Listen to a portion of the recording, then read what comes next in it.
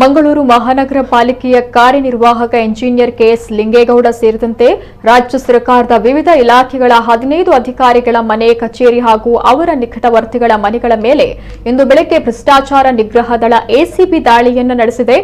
ಆದಾಯಕ್ಕಿಂತ ಹೆಚ್ಚು ಆಸ್ತಿ ಗಳಿಕೆ ಆರೋಪದ ಮೇಲೆ ಈ ದಾಳಿಯನ್ನ ಮಾಡಲಾಗಿದ್ದು, ಏಕಕಾಲಕ್ಕೆ 60 ಸ್ಥಳಗಳ ಮೇಲೆ ದಾಳಿಯನ್ನ ಮಾಡಲಾಗಿದೆ.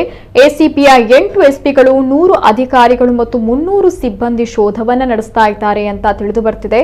ಇನ್ನು ಮಂಗಳೂರು ಮಹಾನಗರ ಪಾಲಿಕೆಯ ಕಾರ್ಯನಿರ್ವಾಹಕ ಇಂಜಿನಿಯರ್ ಕೆಎಸ್ ಲಿಂಗೇಗೌಡ, ಕಾವೇರಿ ನೀರಾವರಿ ನಿಗಮದ ಮಂಡ್ಯದ ಹೇಮಾವತಿ ಎಡದಂಡೆ ಕಾಲುವೆ ಕಾರ್ಯನಿರ್ವಾಹಕ ಇಂಜಿನಿಯರ್ ಶ್ರೀನಿವಾಸ್ ಕೆ, ದೊಡ್ಡಬಳ್ಳಾಪುರದ ಕಂದಾಯ ನಿರೀಕ್ಷಕ ಲಕ್ಷ್ಮೀ ನರಸಿಂಹಯ್ಯ, ಬೆಂಗಳೂರು ನಿರ್ಮಿತಿ ಕೇಂದ್ರದ ಯೋಜನಾ ವ್ಯವಸ್ಥಾಪಕರಾಗಿ ನಿವೃತ್ತರಾಗಿದ್ದ ವಾಸುದೇವ್, ಬೆಂಗಳೂರಿನ ನಂದಿನಿ ಡೇರಿಯ ಪ್ರಧಾನ ವ್ಯವಸ್ಥಾಪಕ ಬಿ ಕೃಷ್ಣಾರೆಡ್ಡಿ, ಗದಗ ಕೃಷಿ ಇಲಾಖೆಯ ಜಂಟಿ ನಿರ್ದೇಶಕ ಟಿ ರುದ್ರಪ್ಪ, ಸವದತ್ತಿಯ ಸಹಕಾರ ಅಭಿವೃದ್ಧಿ ಅಧಿಕಾರಿ ಎಕೆ ಮಾಸ್ತಿ, ಗೋಕಾಕ್ದ ಹಿರಿಯ ಮೋಟಾರು ವಾಹನ ನಿರೀಕ್ಷಕ ಸದಾಶಿವ ಮರಿಲಿಂಗಣ್ಣನವರ್, ಬೆಳಗಾವಿಯ ಹೆಸ್ಕಾಂ ಕಚೇರಿಯ ಸಿ ದರ್ಜೆ ಸಿಬ್ಬಂದಿ, ಇನ್ನು ನತಾಜಿ ಹಿರಾಜಿ ಪಾಟೀಲ್, ಬಳ್ಳಾರಿಯ ನಿವೃತ್ತ ಉಪನೋಂದಣಾಕಾರಿ ಶಿವಾನಂದ ಮೇಲೆ ಎಸಿಬಿ ದಾಳಿಯನ್ನ ಮಾಡಲಾಗಿದೆ.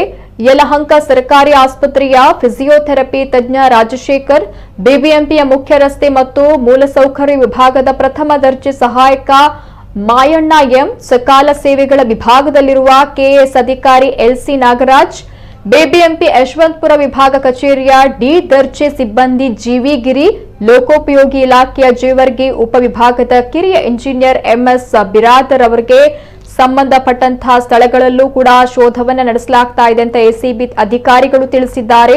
15 ಮಂದಿಯ ವಿರುದ್ಧವೂ ಭ್ರಷ್ಟಾಚಾರ ನಿಯಂತ್ರಣ ಕಾಯ್ದೆಯಡಿ ಪ್ರಕರಣ ದಾಖಲಿಸಲಾಗಿದೆ. ನ್ಯಾಯಾಲಯದಿಂದ ಸರ್ಚ್ ವಾರೆಂಟ್ ಪಡೆದು ಕಾರ್ಯಾಚರಣೆ ನಡೆಸಲಾಗ್ತಾ ಇದೆ ಎಂದು ಎಸಿಬಿ ಅಧಿಕಾರಿಗಳು ತಿಳಿಸಿದ್ದಾರೆ.